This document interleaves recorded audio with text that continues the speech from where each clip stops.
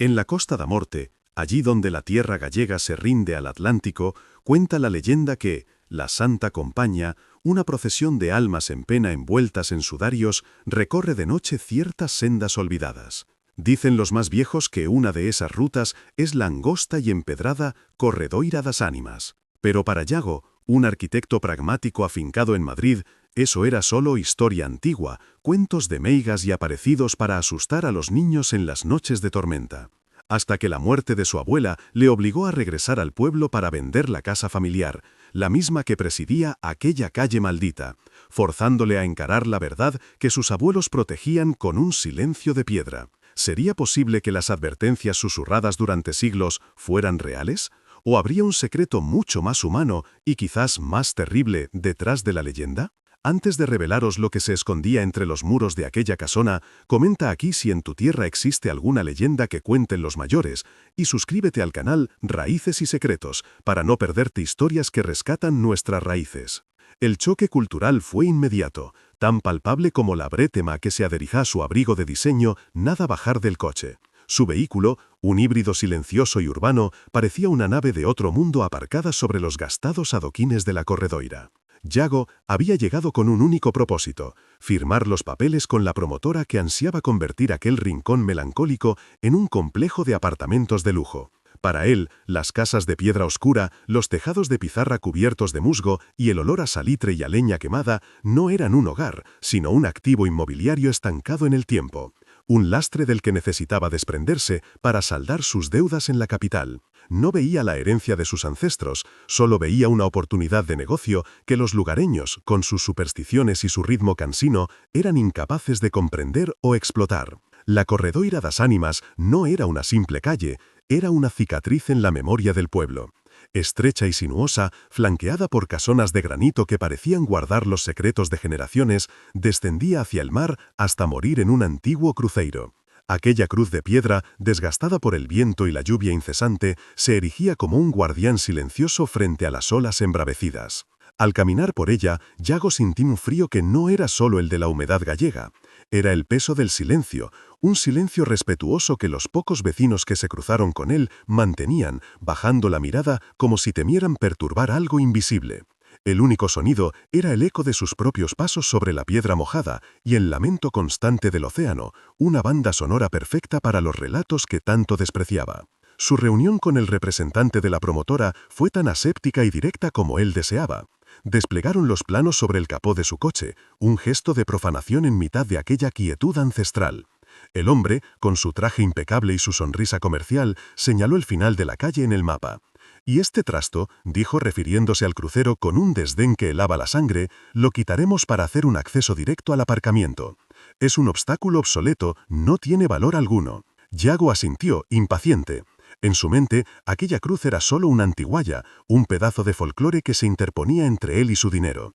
No le importaron las advertencias previas del alcalde, ni las súplicas de los ancestros que aseguraban que mover esa piedra era despertar a quien no debe ser molestado. Para él era simplemente progreso. Mientras los hombres de negocios cerraban su pacto, una figura menuda y encorvada se materializó desde la bruma. Era Elvira, la vecina que había cuidado de su abuela en sus últimos años. Sus ojos, profundos y cargados de una sabiduría antigua, se clavaron en Yago. No le gritó ni le suplicó. Su voz fue apenas un susurro, pero con la firmeza del granito que la rodeaba.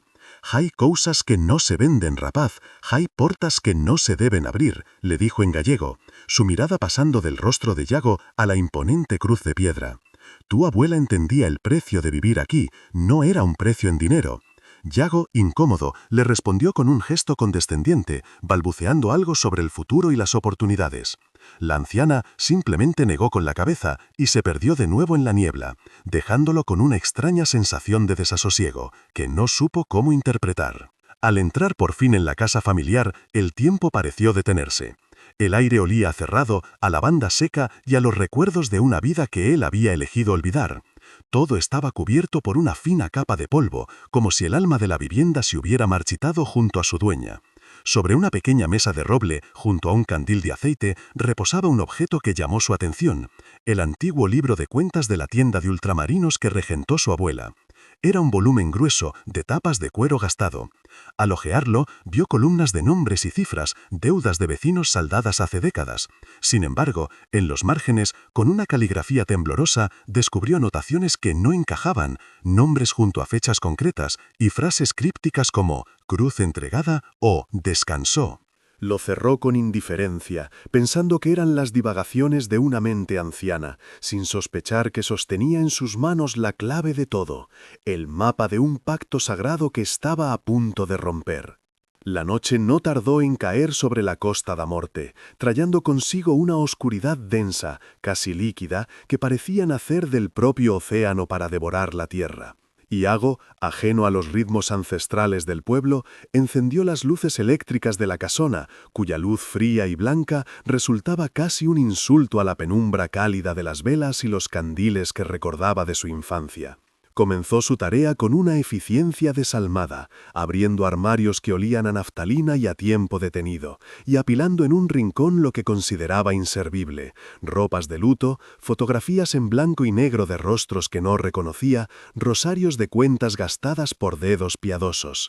Cada objeto era un eco de una vida, una hebra en el tapiz de su linaje, pero para él solo representaban desorden, un obstáculo entre él y el cierre de la venta. Su teléfono vibró sobre la mesa, una interrupción del siglo XXI en medio de aquel santuario del pasado, y al ver el nombre de la promotora en la pantalla, sintió un alivio que le avergonzó fugazmente. La conversación con el constructor fue un bálsamo para su conciencia inquieta. Hablaron de permisos, de plazos y de cifras, un lenguaje que entendía y dominaba. El hombre al otro lado de la línea le informó de un pequeño contratiempo. Los topógrafos habían tenido problemas con el equipo cerca del cruceiro. La señal del GPS se vuelve loca en ese punto. Una tontería magnética, supongo, dijo con una risa forzada. Mañana llevaremos una excavadora pequeña para hacer unas catas, solo para asegurarnos de que el terreno es estable antes de quitar esa antigualla de en medio. Iago le dio su visto bueno sin dudar, tranquilizado por la lógica pragmática del constructor. Cualquier anomalía tenía una explicación técnica, cualquier superstición era fruto de la ignorancia.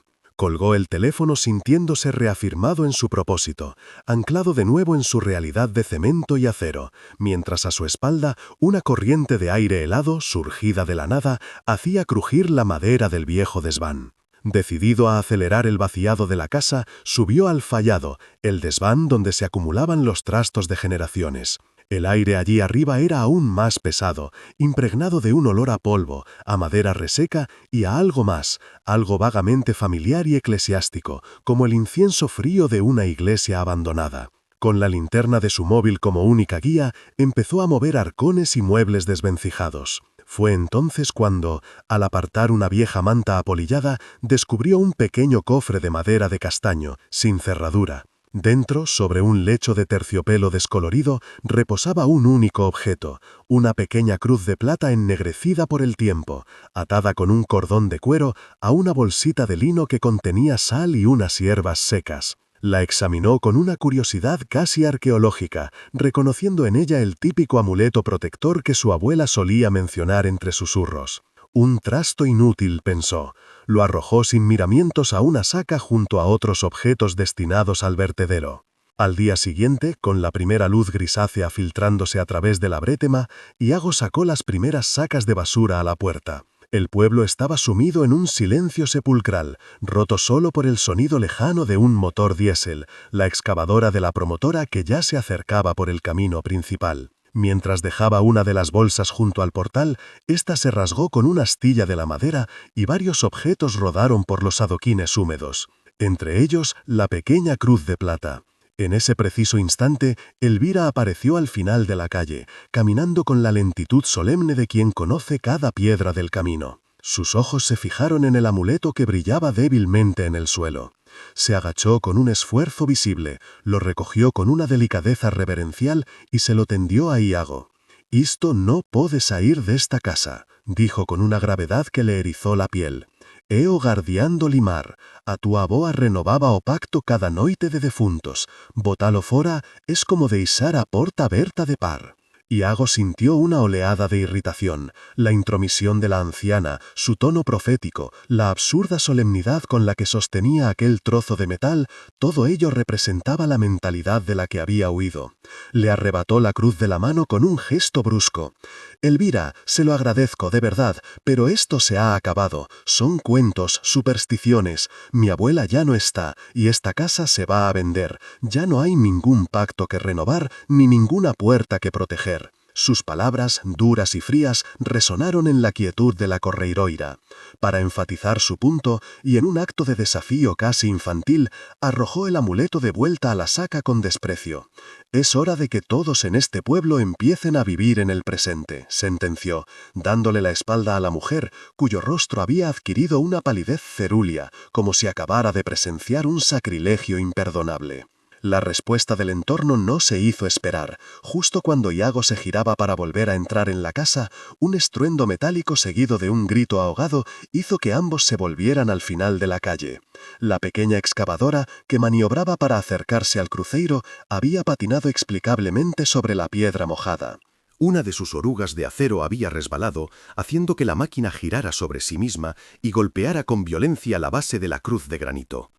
El impacto fue seco, brutal. Un silencio tenso se apoderó de la calle, seguido por las maldiciones del operario que bajaba de la cabina, pálido y tembloroso. Desde la distancia, Iago pudo ver una grieta oscura, una herida en la piedra centenaria que antes no estaba allí. El progreso, al parecer, había cobrado su primera víctima. Elvira no dijo nada más. Simplemente clavó sus ojos en Iago, una mirada que no contenía ira, sino una profunda y terrible lástima. Luego se santiguó lentamente y se retiró hacia su casa, cerrando la puerta tras de sí con un sonido definitivo que resonó en la calle como el cerrojo de una tumba. Iago se quedó solo, en medio de la corredoira das ánimas, con el eco de sus propias palabras arrogantes flotando en el aire, y la imagen de aquella piedra herida grabada en su retina. Por primera vez desde su llegada, el escepticismo que le servía de armadura comenzó a mostrar sus propias fisuras, y un frío que no era el de la mañana gallega empezó a treparle por la espina dorsal, un presagio helado de que, al declarar la guerra a las tradiciones de sus ancestros, quizá había abierto una puerta que ya no sabría cómo cerrar. El incidente con la excavadora dejó a Iago paralizado por unos instantes, con la fría humedad de la mañana calándole los huesos de una forma nueva y desconocida. Se retiró al interior de la casona, cerrando la pesada puerta de castaño tras de sí, como si con ese gesto pudiera aislarse del juicio silencioso del pueblo y de la grieta que ahora marcaba el cruceiro. Intentó convencerse de que solo había sido un accidente, una torpe maniobra del operario sobre el resbaladizo empedrado, una simple casualidad. Sin embargo, la mirada de Elvira, cargada de una compasión casi fúnebre, se negaba a abandonar su mente.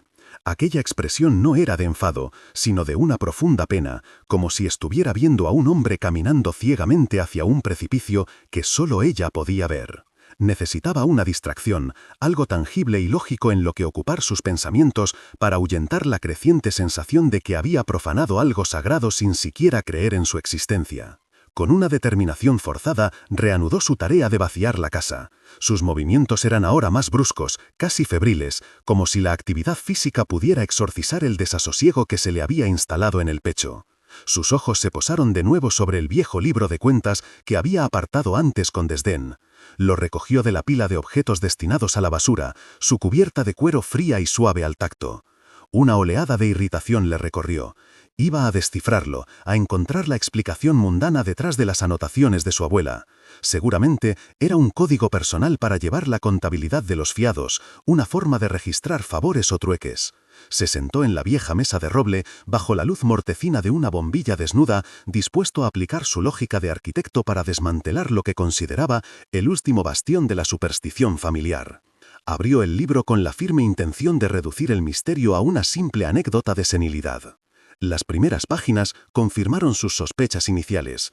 Listas interminables de kilos de harina, litros de aceite, ristras de chorizos y botellas de vino, todo anotado con una caligrafía pulcra y ordenada.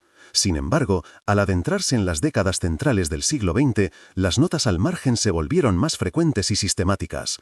Cruz entregada, descansó, pena cumplida. Empezó a cotejar los nombres con un pequeño archivo de esquelas y recordatorios de la parroquia que encontró en un cajón. Un patrón inquietante comenzó a emerger. Muchas de las fechas junto a la anotación descansó coincidían con el día del fallecimiento de esa persona. Pero lo más perturbador eran las que no coincidían. En varios casos, la frase aparecía semanas o incluso meses antes de la muerte, y en otros, la persona seguía viva durante años. No era un registro de muertes, era algo distinto, algo que seguía una lógica que se le escapaba y que le provocaba un escalofrío cada vez más intenso. Su búsqueda se tornó personal cuando encontró el nombre de su abuelo paterno, a quien apenas recordaba. Falleció cuando Yago era un niño, de lo que la familia siempre llamó un mal aire que se lo llevó en una sola noche. Junto a su nombre, escrito con la letra temblorosa de su abuela, figuraba la fecha exacta de su muerte y una única palabra: relevo. La palabra le golpeó con la fuerza de una revelación física: relevo, como en una guardia, como en una posta. Recordó fragmentos de conversaciones susurradas entre los mayores durante el velorio, palabras que entonces no entendió, sobre cumplir con el deber y liberarlo de la carga. Lo que de niño le pareció un lenguaje de luto y resignación, ahora adquiría un significado siniestro y preciso. La lógica que tanto se esforzaba por imponer comenzaba a desmoronarse, carcomida por una verdad mucho más antigua y oscura que cualquier plano arquitectónico. Con manos temblorosas siguió hojeando el libro hasta llegar a las últimas páginas, que parecían menos consultadas. Allí, la contabilidad desaparecía por completo. En su lugar, encontró una lista que le heló la sangre. Era un árbol genealógico, su árbol genealógico, que se remontaba hasta el siglo XVIII. Nombres de sus antepasados, uno debajo del otro, trazando una línea ininterrumpida hasta el presente. Y junto a cada nombre de la línea principal, una palabra se repetía como una sentencia: guardián o guardián. El último nombre de la lista, escrito con la caligrafía más reciente y firme, era el de su abuela, Sabela Vilar. Debajo del suyo, un espacio en blanco parecía esperar, una invitación silenciosa y terrible. De repente, las palabras de Elvira sobre el amuleto resonaron en su cabeza con una claridad demoledora. Eo Guardiando Limiar. No se refería al objeto, se refería a la persona que lo portaba. El libro de cuentas cayó de sus manos sobre la mesa con un ruido sordo que resonó en el silencio sepulcral de la casa. Todo encajó en su mente con la precisión de un mecanismo de relojería macabro. Aquel no era un registro de negocios, era una bitácora, el diario de un linaje condenado a una vigilia perpetua. Su familia no eran simples habitantes de aquella calle, eran sus carceleros, sus protectores, los encargados de interponerse entre el mundo de los vivos y la procesión de las ánimas. El cruceiro no era una simple cruz de piedra, era el ancla, el sello de un pacto ancestral.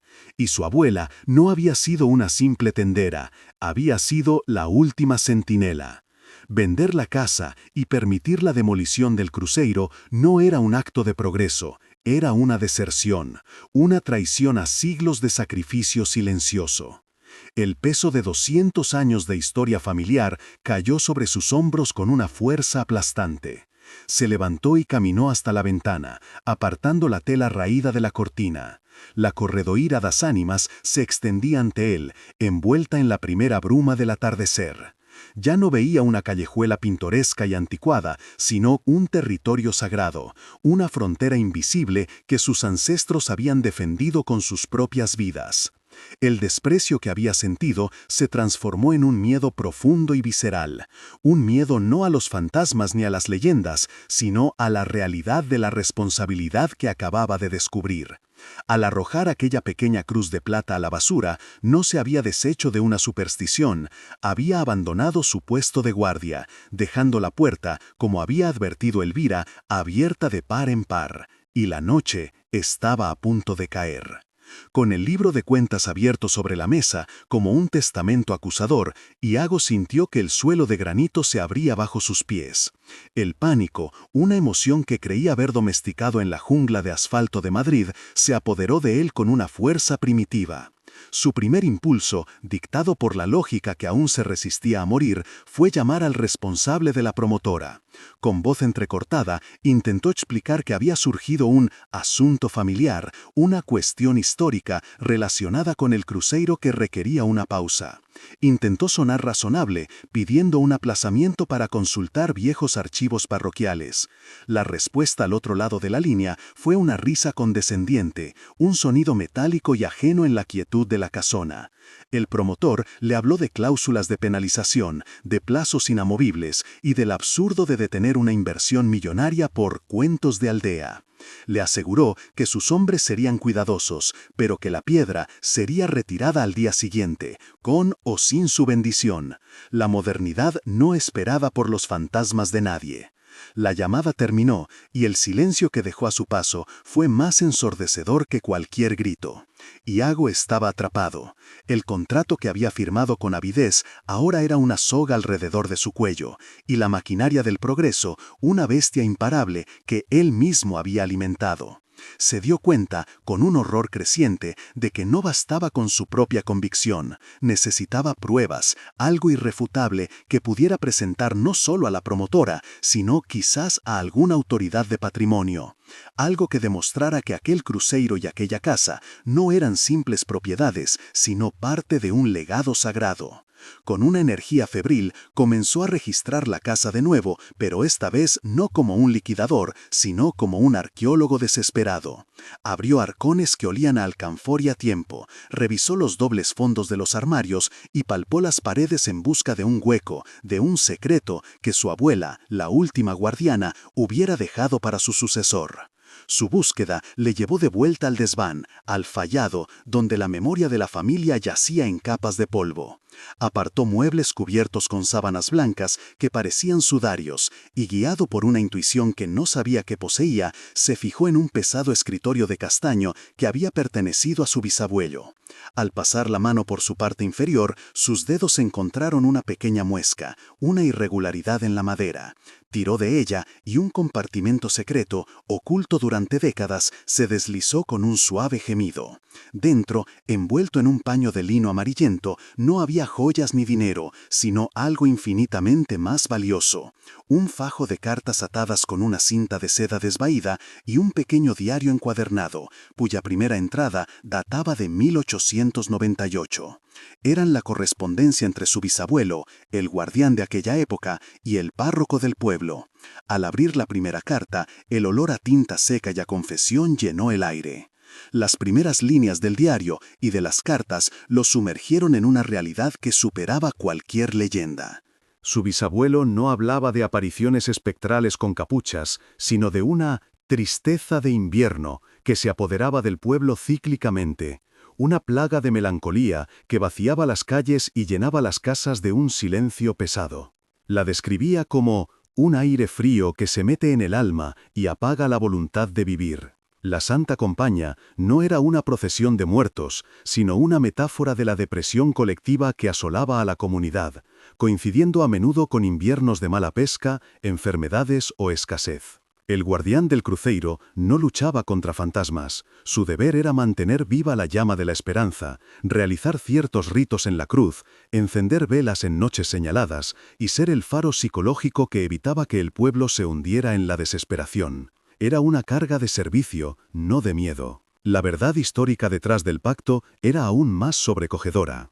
Una de las cartas del párroco confirmaba una historia oral que se había perdido. A finales del siglo XVII, un navío que regresaba de las Américas con decenas de emigrantes gallegos naufragó frente a aquella misma costa. Los cuerpos que el mar devolvió fueron enterrados en una fosa común en el mismo lugar donde más tarde se erigió el cruceiro, para consagrar la tierra y dar paz a aquellas almas sin nombre. El primer guardián, su antepasado, fue el único superviviente de la familia que los esperaba en tierra. Su juramento no fue con el más allá, sino con los muertos de su propia sangre y con sus vecinos, cuidar de su lugar de descanso para que la tragedia nunca fuera olvidada. La leyenda se había tejido alrededor de este hecho histórico como una advertencia sagrada, la forma más eficaz de proteger una tumba colectiva de la profanación a lo largo de los siglos. Con el diario en sus manos temblorosas, Iago comprendió la magnitud de su error. No se trataba de fantasmas, sino de memoria. El pacto era un acto de recuerdo perpetuo. La pena de la compañía era el dolor del olvido. Las anotaciones de su abuela, cruz entregada o descansó, no se referían a una condena sobrenatural, sino al traspaso de la pesada carga de la memoria o al descanso final de aquellos que habían sufrido la tristeza de invierno. El amuleto que él había arrojado con tanto desdén no era un talismán mágico, sino el símbolo de esa responsabilidad, una herencia tangible que conectaba a cada guardián con el juramento original. Al intentar venderlo todo, no solo estaba traicionando a sus antepasados, estaba borrando activamente la historia y la identidad de todo un pueblo, cometiendo el pecado capital que sus ancestros habían jurado evitar, el olvido. Miró por la pequeña ventana del desván. Abajo, en la penumbra creciente, la corredoira das ánimas parecía más silenciosa que nunca. La grieta en el cruceiro, visible incluso desde la distancia, ya no era un simple daño material, era una herida abierta en la tumba de los olvidados, una profanación que él había permitido. El escepticismo que había sido su escudo y su bandera se había hecho añicos contra la dura roca de la verdad histórica. Se dio cuenta de que los viejos no susurraban por miedo a los espectros, sino por respeto a los muertos. El frío que sentía ya no era una sugestión, era el frío de la vergüenza, el hielo de una culpa ancestral que ahora corría por sus venas. Y mientras el primer motor de la maquinaria pesada rugía a lo lejos, anunciando el amanecer y la inminente demolición, Yago supo que le quedaban pocas horas para decidir si sería el último guardián que rompía el pacto o el primero que luchaba por restaurarlo. El amanecer llegó con la promesa de la destrucción.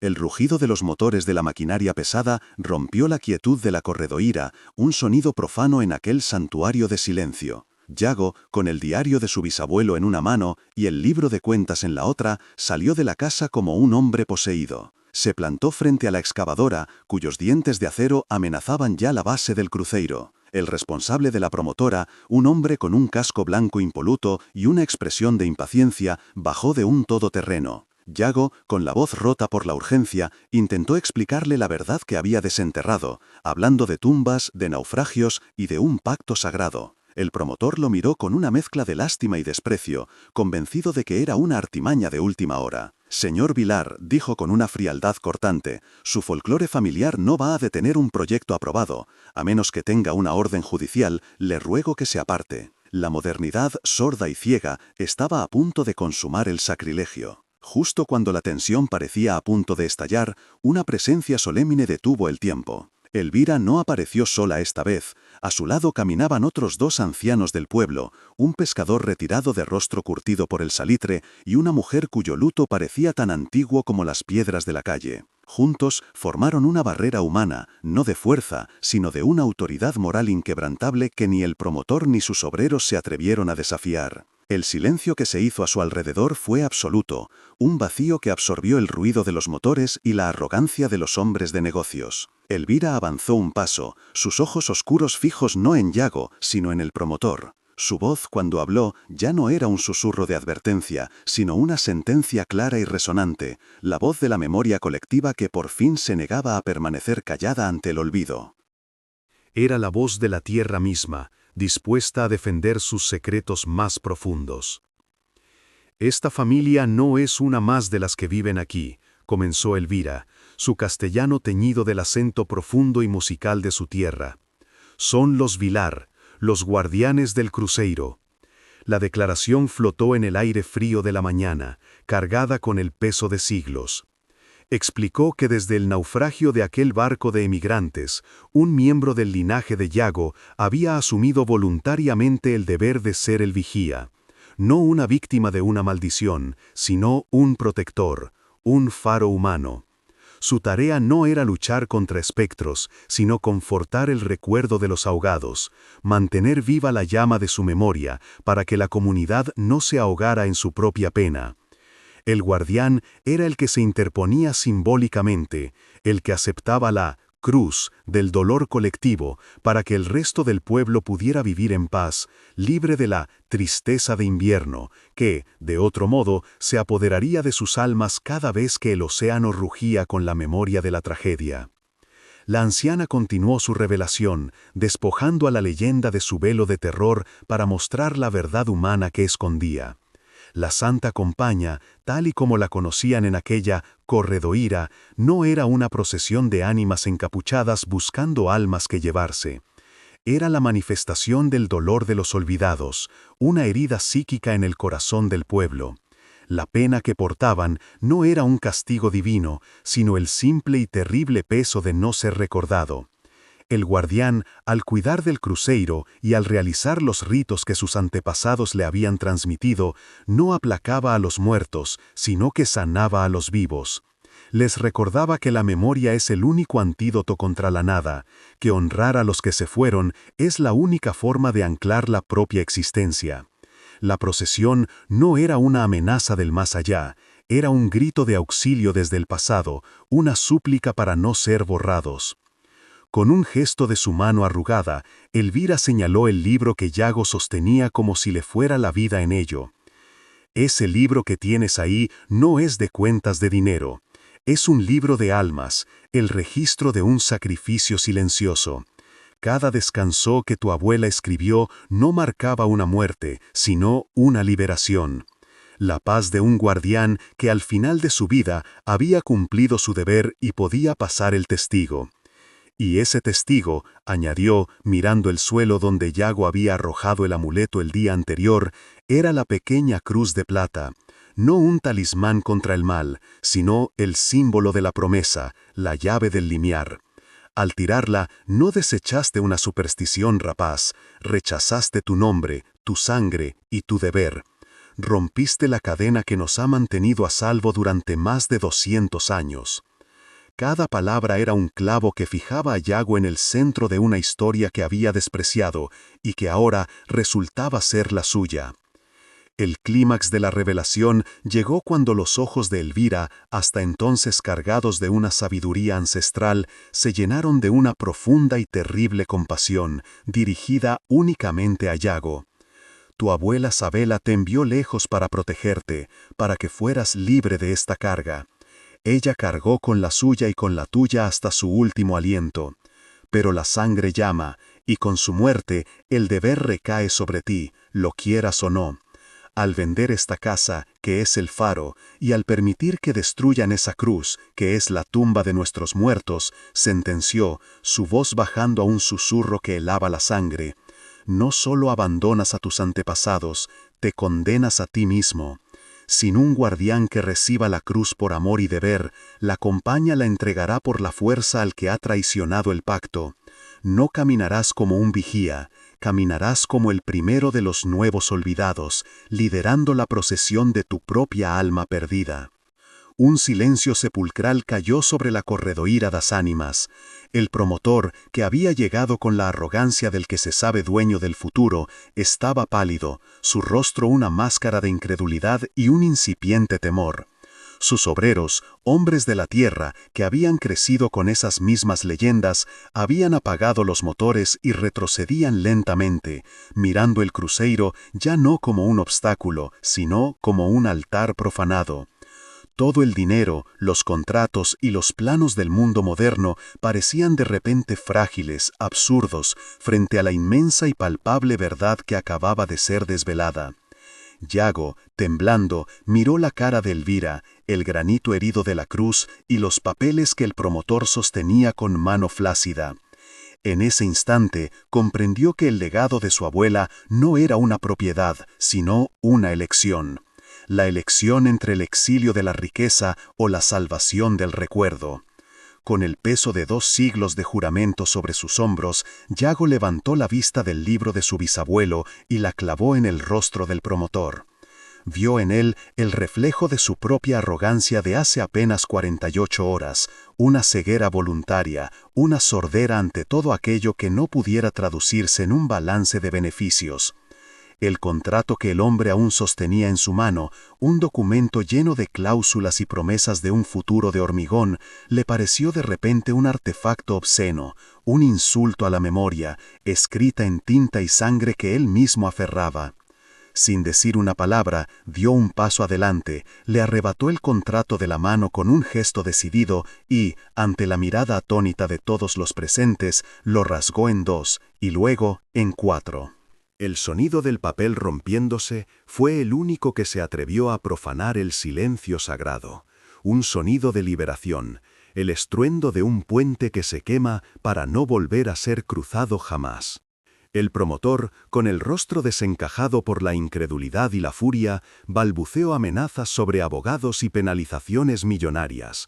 Pero sus palabras, antes tan poderosas, ahora rebotaban inútilmente contra la muralla de silencio y convicción que se había erigido en la corredoira. Los obreros, hombres de la comarca, bajaron la cabeza con un gesto de respeto, y uno a uno, sin esperar órdenes, comenzaron a retirarse hacia sus vehículos. La maquinaria pesada, que minutos antes parecía un leviatán invencible, retrocedió con la lentitud de una bestia humillada, abandonando el campo de batalla. El hombre del casco blanco se quedó solo, un espectro de un futuro que nunca llegaría a ser, y su historia se convirtió en una leyenda más para el pueblo, la del forastero que intentó ponerle precio a las almas y se marchó con los bolsillos llenos de nada más que el eco de su propia soberbia. Cuando el último motor se desvaneció en la distancia, Iago se giró y caminó hacia el montón de sacas que había preparado para la basura. Metió la mano entre los restos de la vida de su abuela, sus dedos buscando a tientas en la oscuridad hasta que encontraron el frío familiar de la pequeña cruz de plata. La sacó, su superficie ennegrecida manchándole la piel de vergüenza y arrepentimiento. Con una delicadeza que le era completamente nueva, la limpió con el borde de su camisa y se acercó a Elvira. No hubo necesidad de palabras. La anciana asintió, una leve sonrisa dibujándose en sus labios arrugados, y juntos se dirigieron al cruceiro herido. Iago se arrodilló sobre la piedra húmeda y con la ayuda del viejo pescador comenzó a examinar la grieta, su mente de arquitecto ya no calculando demoliciones, sino buscando la forma de sanar, de restaurar, de hacer las paces con la piedra y con su propia sangre. En los meses que siguieron, Iago no solo reparó la grieta del cruceiro con una mezcla de mortero tradicional que los ancianos le enseñaron a preparar, comenzó a reparar su propia vida. La venta de su apartamento en Madrid y la liquidación de su estudio de arquitectura no le supusieron una pérdida, sino un deslastre. Invirtió cada céntimo en la restauración de la casona familiar, no para modernizarla, sino para devolverle su dignidad. Aprendió a leer el cielo para predecir la llegada de la brétema, a distinguir el olor de la leña de roble de la de castaño, a escuchar el lenguaje del mar. La casa dejó de ser un activo inmobiliario para convertirse en el faro que sus antepasados habían mantenido encendido. Y él, el arquitecto de futuros impersonales, se convirtió en el custodio de un pasado muy personal, descubriendo una riqueza que ninguna tasación podría jamás cuantificar.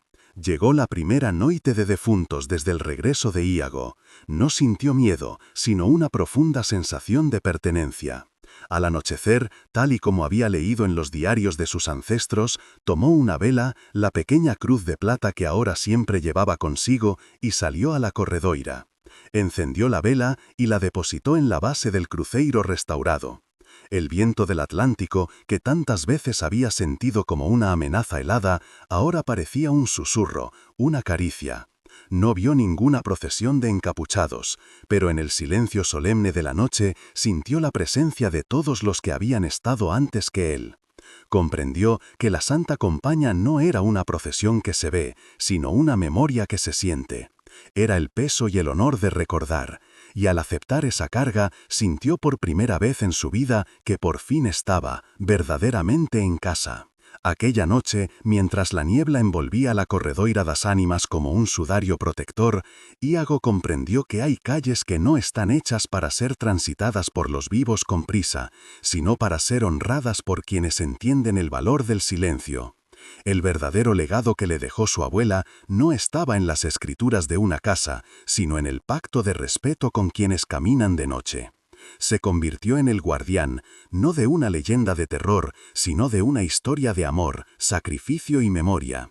Y al hacerlo, no solo salvó el alma de su pueblo, sino que por fin encontró la suya propia, anclada para siempre entre las piedras húmedas y los secretos susurrados de la Costa da Morte, allí donde la tierra se acaba y las raíces se hacen eternas.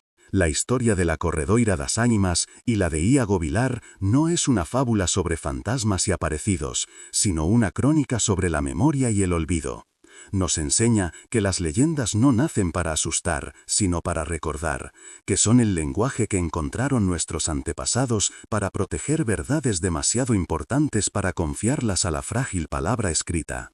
Son el testamento oral de un pueblo, el mapa de sus heridas y el manual de instrucciones para no volver a abrirlas. Iago, en su viaje de vuelta a la tierra de la que renegó, no descubrió un secreto del más allá, sino uno mucho más profundo. El secreto de su propia identidad, una identidad anclada no en los planos de un edificio moderno, sino en la historia grabada en una vieja cruz de granito. Su escepticismo no fue derrotado por lo sobrenatural, sino por el peso irrefutable de la verdad humana. Comprendió entonces que la verdadera procesión contra la que luchaban sus ancestros no era la de las almas en pena, sino la del tiempo que todo lo borra. La tristeza de invierno no era una maldición, sino la depresión que nace del desarraigo, la angustia del que siente que ha perdido sus cimientos.